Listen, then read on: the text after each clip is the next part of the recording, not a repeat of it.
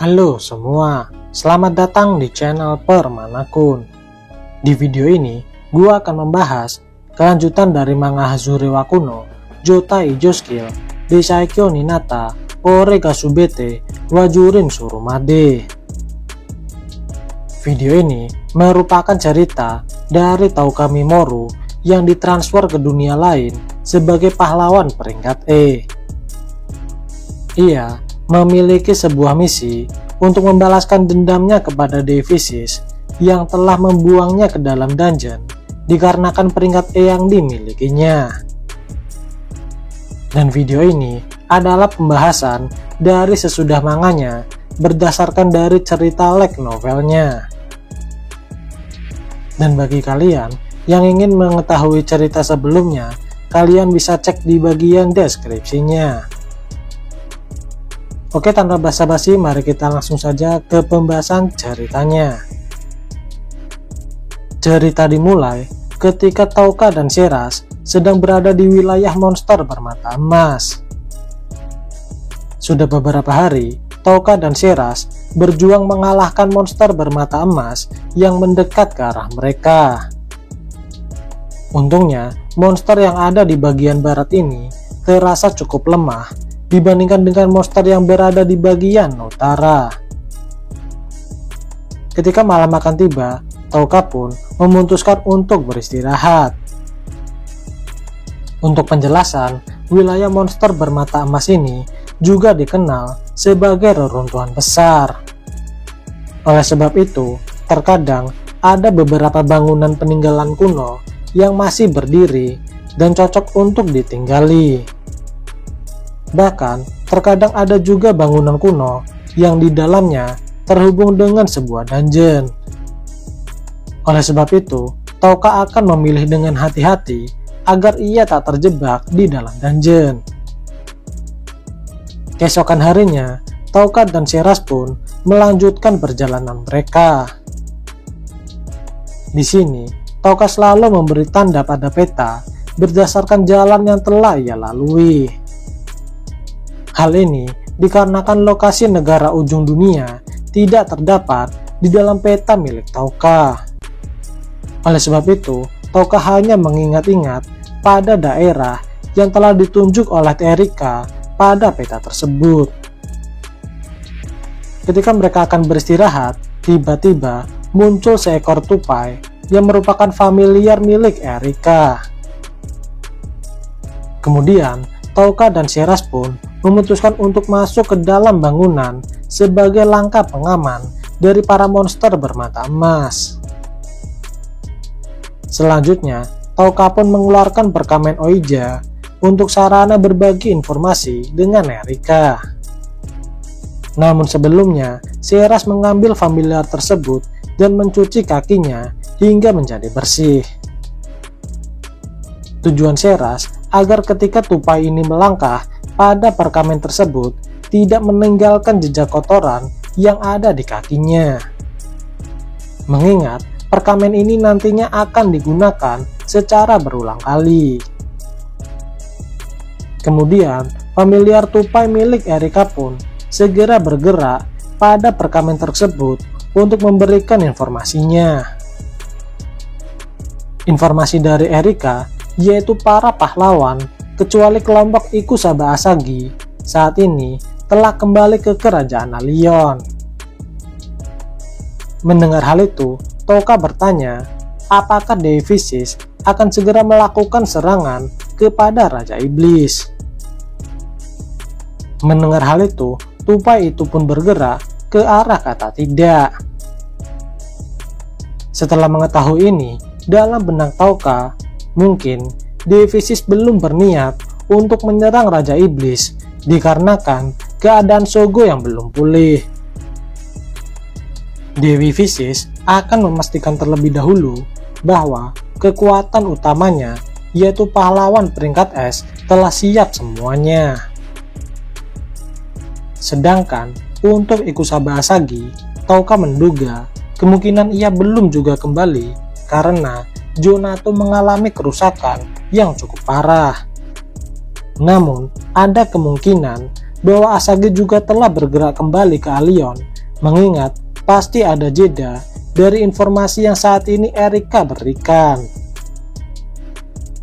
Keesokan harinya, ketika di perjalanan, Tauka berkata, mungkin serangan dari pasukan iblis ini bertujuan untuk menyapu semua garis pertempuran dan jika memungkinkan, menghancurkan semua pahlawan dari dunia lain. Mengingat semakin lama para pahlawan dibiarkan hidup, maka mereka akan semakin kuat dan oleh sebab itu akan lebih menguntungkan jika mereka dihancurkan di awal sekaligus.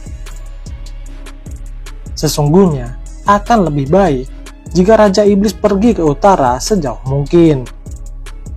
Dikarenakan aliansi suci saat ini telah menderita banyak korban di semua lini. Jika ada satu dorongan saja, maka aku tak akan tahu apa yang akan terjadi dengan aliansi suci ini. Situasi saat ini di beberapa negara nampaknya cukup sulit. Di negara Magnar, satu-satunya pasukan yang tersisa hanya penunggang White Wolf saja. Itu pun raja mereka, yaitu White Wolf King, saat ini pun masih hilang dan tak diketahui keberadaannya. Untuk di Jonato, Holy Press dan Holy Order telah kehilangan kekuatan mereka. Dan terlebih, dengan kematian 3 anggota Saint Jonato, membuat ini menjadi semakin buruk. Jika demikian, ketika ada serangan lagi, kemungkinan mereka tak akan bisa untuk mempertahankan ibu kota mereka. Untuk negara Bakuos, mereka juga telah kehilangan 2 kesatria naga elit yang baru mereka bentuk. Negara Bakuos akan membutuhkan waktu yang cukup lama untuk membangun tentara mereka kembali. Untuk Nea, mereka tidak terlalu mendapatkan kerugian. Namun, tetap saja sebagian besar pasukan mereka telah gugur di medan perang. Sedangkan negara yang pasukannya relatif utuh, yaitu Ulza, Mira, dan juga Allion. Kekuatan mereka berdasarkan pada Monster Slayer Knight, Dragon Slayer, Band of the Sun, pahlawan dunia lain, dan 13 Ordo Allion.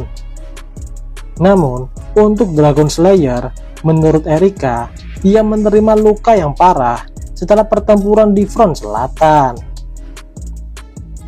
Setelah itu, di tengah perjalanan mereka, Tauka pun dikejutkan dengan sebuah jejak yang mirip dengan jejak manusia.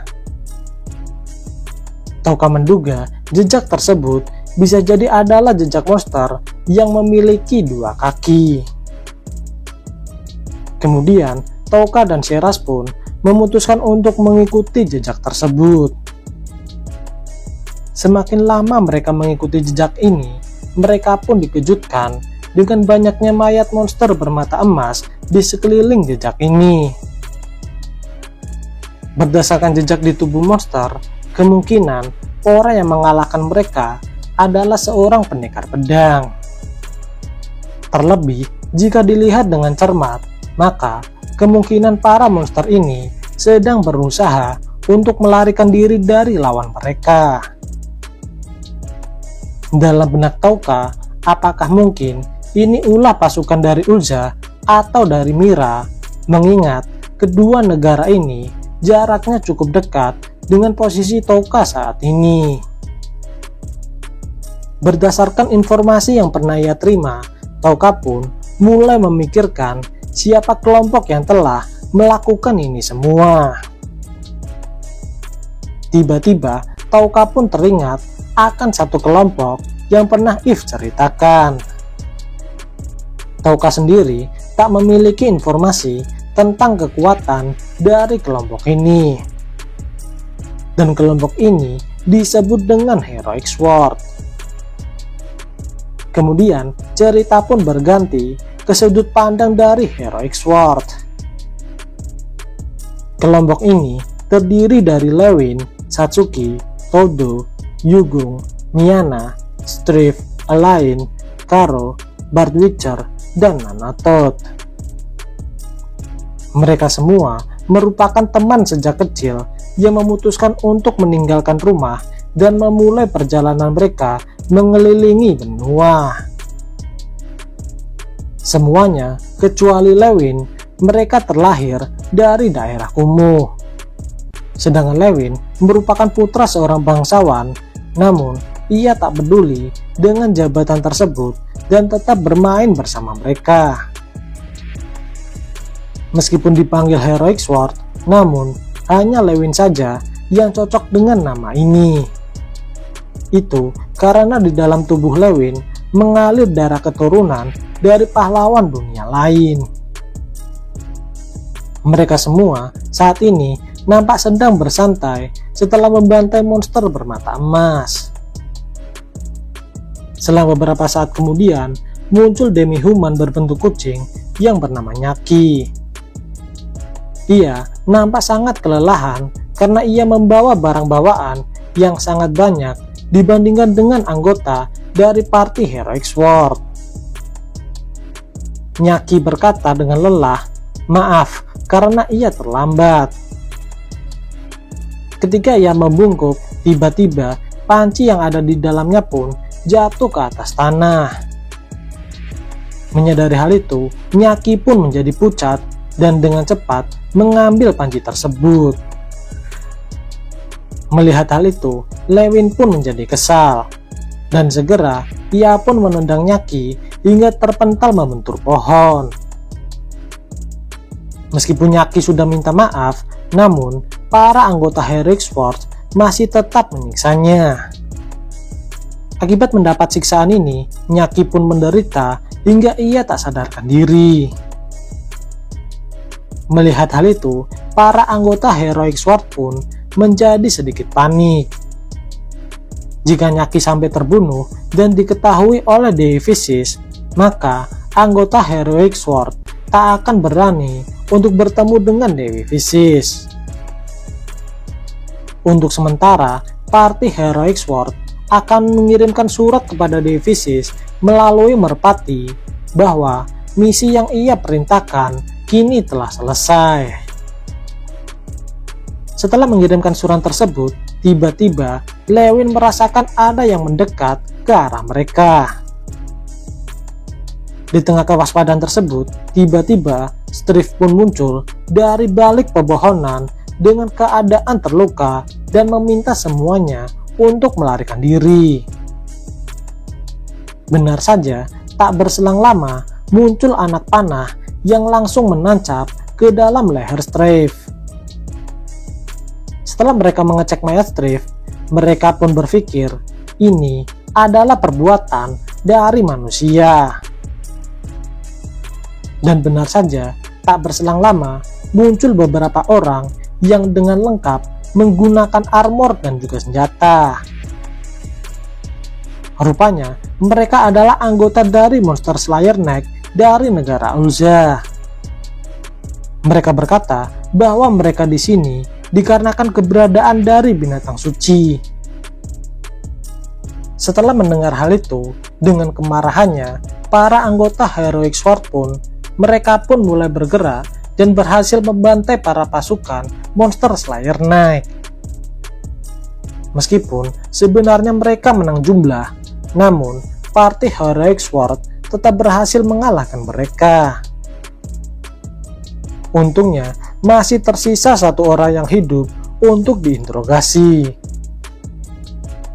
Setelah diinterogasi, rupanya pasukan ini bukanlah pasukan Monster Slayer Neck dari Ulza, melainkan mereka semua berasal dari Kekaisaran Mirrah. Mereka merupakan bawahan dari Jenderal Ruhait yang merupakan kakak dari Kaisar saat ini. Jadi, kemungkinan Jenderal Ruhait saat ini ingin mengkudeta Kaisar saat ini. Itu dikarenakan sebenarnya Jenderal Ruhait adalah suksesi pertama dari Kekaisaran Mirrah. Namun, Kaisar saat ini menghancurkan sistem tersebut dan ia pun yang saat ini menjadi kaisarnya. Berarti mereka ini meskipun pasukan dari Kekaisaran Mirrah, Namun, mereka adalah musuh dari sang kaisar. Namun, ada pertanyaan, mengapa mereka mencari keberadaan dari binatang sihir suci? Di tengah kebingungan itu, parti Heroic Sword pun memutuskan akan menguburkan Strife terlebih dahulu. Untuk meluapkan kesedihan ini, mereka berkata akan menyiksa Nyaki kembali ketika ia telah terbangun. Namun sesaat kemudian, mereka dikejutkan dengan keberadaan Nyaki yang sudah tak ada di sekitar mereka. Oke, sekian dulu video pembahasan novel Hazurewa Kuno, Joutai Ijo Skill, Desaikyo Ninata, Orega Subete, Wajurin Surumade. Jangan lupa like dan subscribe apabila kalian menyukai video ini. Dan jangan lupa aktifkan lonceng notifikasinya agar kalian dapat notifikasi ketika channel ini update video terbaru. Oke, see you.